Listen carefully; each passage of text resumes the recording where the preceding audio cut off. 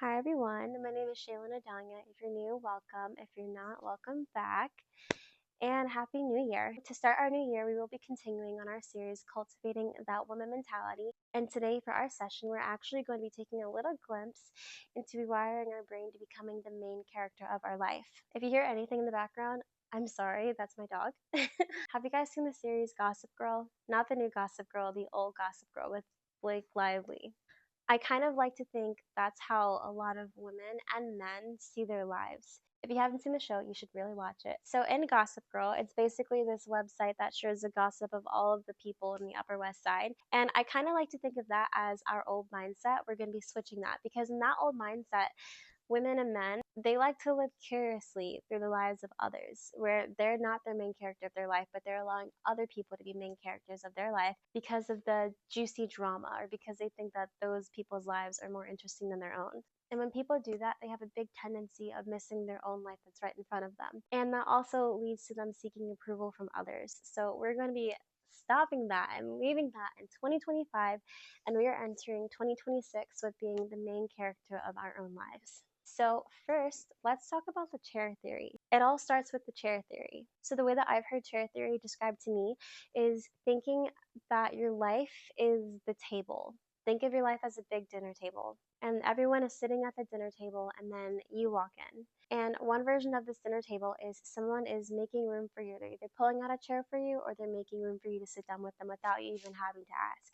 And another version of the dinner table is no one makes room for you. You either have to announce that you're there or you have to work for it to get your seat. We don't want the second scenario and version of the dinner table. We want the first one. And the people sitting at your dinner table represents the people who are in your lives. So for the people in your lives, do they make room for you or do you feel like you're a disturbance to them? Do you feel like you're interrupting them or you feel like they're not going to make room for you? You have to actually work for it to get that seat. And although that may be the case for career-wise, that should not be the case for your life.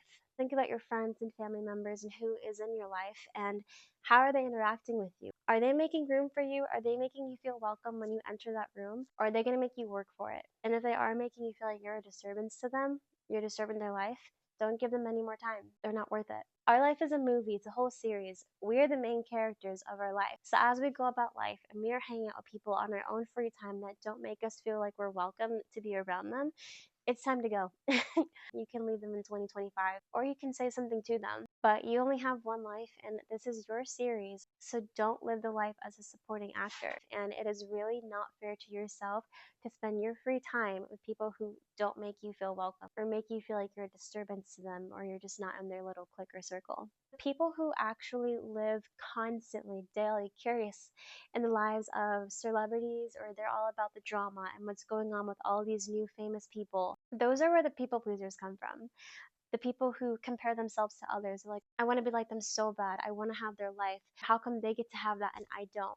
Those are the people that have the old mindset that we're letting go of, the mindset of, do they like me?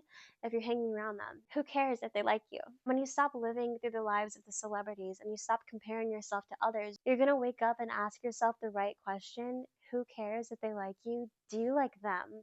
There's this mantra that I read somewhere, and it goes something like, you are not auditioning for their attention. You are deciding if they are worth your time. In order to have that whole main character mindset, stop worrying about if they like you. Do you like them? Or not seeking the approval of others because they're not the one living your life. Life is beautiful and it's exciting, and you should do whatever you want with it. Life is too short to have a people pleasing and a want to be liked kind of mindset.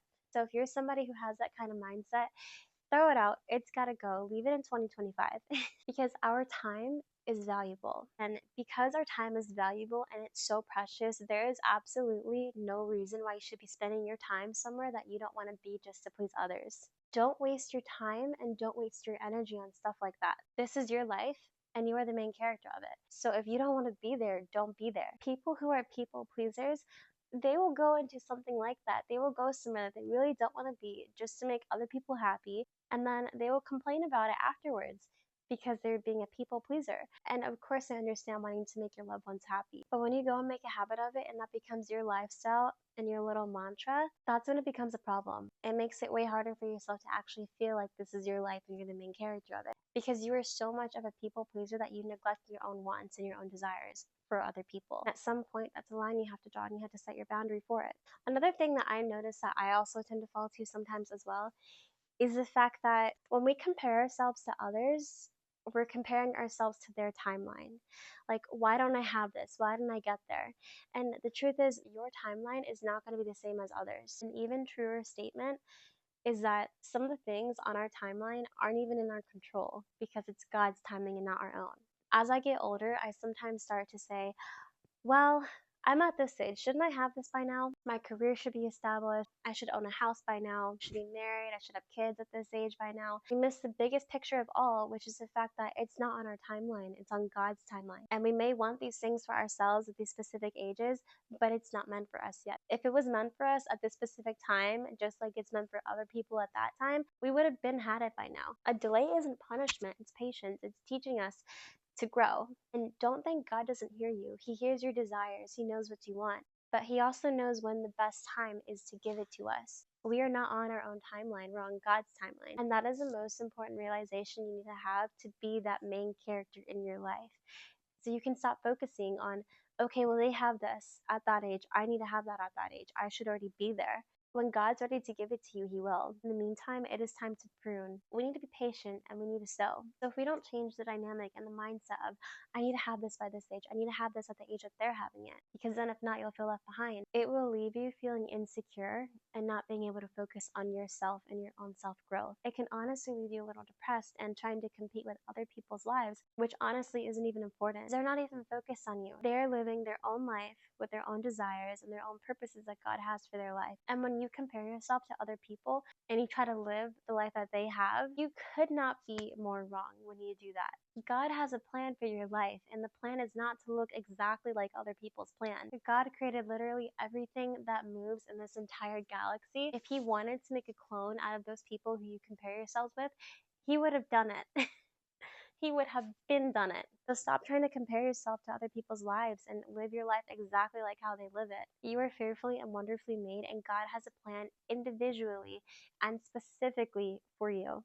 Live your life like it's Gossip Girl, but also don't, if you know what I'm saying. What I mean by that is all the people that Gossip Girl gossiped about, what is it, the people on the Upper East or Upper West Side, like Blair Waldorf and Serena, they are the main characters of their own life. They are not focused on anyone else. Don't be the readers of Gossip Girl who are so consumed in other people's lives. That's also not saying to live your life for it to be something that should be gossiped about. I mean, keep what's going on in your life as private as you want, but live your life like you're the main character of your series. My time is precious. My time is valuable. I don't have time or the energy to honestly think about what is this person doing with their life right now. I need to see what's going on. I need to see how they're living their life. I'm focusing on myself. My beautiful, precious time and energy is going right back into myself, working towards giving myself the desires that I want for my life, as yours should be too. And that is exactly how you should be spending your time. They focus on them, and you should be focusing on you, because this is your timeline, this is your life. You are the main character of your life, and this is your movie, and you are the only one who has the power to give yourself the desires that you want for your life. Aside from God, who knows you better than yourself? So if you did not get anything out of this video, get that. That is actually all I have for our session today. Thank you so much for tuning in, and I really hope this helped you. And I pray you guys have a great rest of your day or your night, whenever you're watching this. And if you haven't already, start living your life like you're the main character. Your princess is your main character, and your empress is how you're going to get all the desires that you want to give to your princess. Bye, loves.